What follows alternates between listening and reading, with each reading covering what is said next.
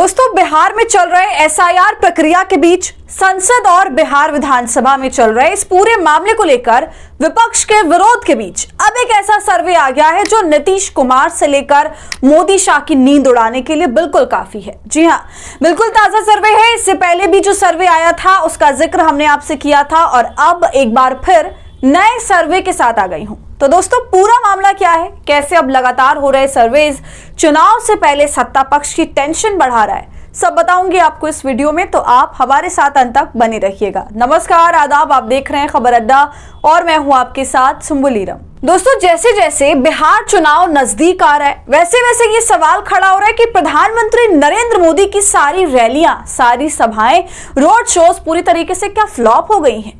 इसके अलावा चुनाव आयोग की तरफ से या कहें कि सरकार की तरफ से इनडायरेक्टली लाई गई एसआईआर प्रक्रिया ने बिहार में भूचाल लाया।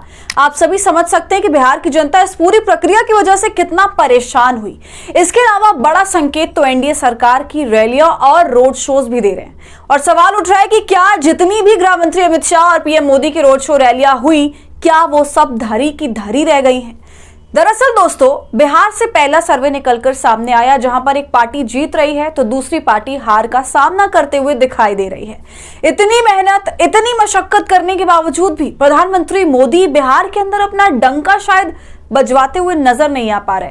तभी तो उनके विरोधी दल में खुशी का माहौल है। इस सर्वे से बीजेपी और जेडीयू में काफी टेंशन मची हुई है। वैसे भी एनडीए के अंदर पहले से ही बवाल चल रहा है। नीतीश कुमार की पार्टी, चिराग पासवान की पार्टी और जीतन राम मांझी की पार्टी आपस में एक दूसरे पर तू मैं कर रहे हैं। सीट शेयरिंग को लेकर बवाल मचा हुआ है। यहां तक कि चिराग पासवान ने तो बिहार में तमाम सीटों पर चुनाव लड़ने का ऐलान तक कर दिया है। तो इससे साफ दिखाई दे रहा है कि एनडीए में सिर्फ फुटअव्वल किस कदर मचा हुआ है। इसके अलावा दोस्तों, अभी हाल में मोतिहारी में जो भव्य रैली हुई प्रधानमंत्री मोदी की, उसको भी कहीं ना कहीं फ्लॉप माना जा रहा है क्योंकि वहां भारी विरोध एनडीए सरकार को देखने को मिला। जनता ने रैली में काले झंडे दिखाए हैं, जो कि पहली बार हुआ है कि जनता ने इस तरह मोदी जी को काले झंडे दिखाकर उनका विरोध किया हो। इसके अलावा बड़ी पोल तो तब खुल गई जब सबने मीडिया से बातचीत करते हुए ये कबूल कर लिया कि हम 500 में यहां तक आए हैं, हमें 500 रुपए देकर रैली में बिठाया गया है। दोस्तों, ऐसा एक नहीं बल्कि कई वीडियो जगह जगह से निकल करके सामने आई मोतिहारी से, जहां पर लोग ये कन्फेस कर रहे हैं कि ये भाड़े की भीड़ है। तो इस मुद्दे को लेकर भी मोदी जी की बहुत ज्यादा फजीहत हुई थी और अब तो हर दिन सरकार और चुनाव आयोग संसद में सवालों के घेरे में रहते हैं। तो दोस्तों, ये तमाम बातें बहुत हद तक भाजपा की एनडीए सरकार की छवि खराब कर चुका है। दूसरी तरफ इंडिया गठबंधन की बात करें तो इंडिया गठबंधन लगातार जिस स्ट्रैटेजी के तहत काम कर रही है वो स्ट्रैटेजी उनकी रंग लाते हुए नजर भी आ रही है। खासकर आरजेडी की बात की जाए और इसके बहुचर्चित चेहरा तेजस्वी यादव की बात की जाए तो तेजस्वी यादव की मेहनत और जो भी प्रचार प्रसार हो रहा है, लोगों से मिलना जुलना हो रहा है, रैलियां हो रही हैं, सब कुछ कहीं ना कहीं लोगों के दिलों में घर कर रहा है और एक पॉजिटिव इफेक्ट इसका देखने को मिल रहा है। और ऐसा हम अपनी तरफ से दोस्तों नहीं कह रहे हैं, बल्कि जो सर्वे आया है वो भी इसी का संकेत दे रहा है। आप इस सर्वे को देख लीजिए। इसमें सवाल किया गया है बिहार की पहली पसंद। इस सवाल के साथ मुख्यमंत्री के चेहरे को जानने की कोशिश है। ऑप्शंस देखिए, नीतीश कुमार, तेजस्वी यादव, चिराग पासवान और सम्राट चौधरी, ये 4 ऑप्शंस रखे गए लोगों के सामने।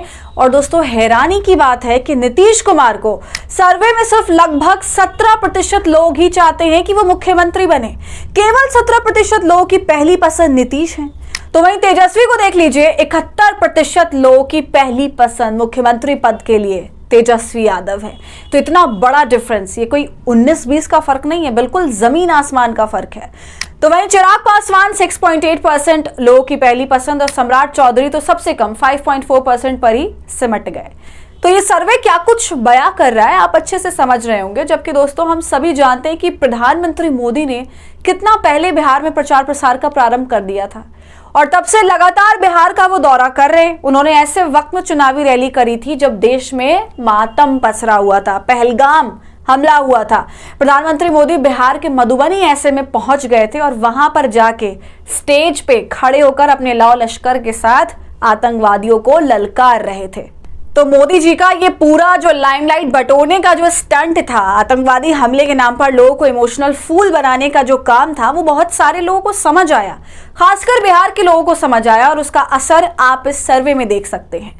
तो नीतीश कुमार के लिए खतरे की घंटी तो साल की शुरुआत में ही बज गई थी। एनडीए ने नीतीश कुमार को गठबंधन का चेहरा तो बनाया है, लेकिन भाजपा की तरफ से यह भी कहा जा रहा है कि अभी तो मेन चेहरा नीतीश कुमार ही है, लेकिन चुनाव अगर हम जीतते हैं तब उसके बाद ये डिसाइड होगा कि नीतीश कुमार बरकरार रहेंगे कि नहीं रहेंगे।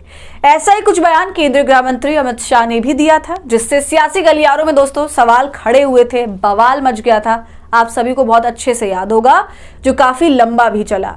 तो एनडीए का कोई भरोसा नहीं है कब वो नीतीश को साइड में लगा दें, और ये बात नीतीश भी अच्छी तरह से जानते हैं। दूसरी तरफ महागठबंधन में तेजस्वी यादव को ही सीएम फेस माना जा रहा है।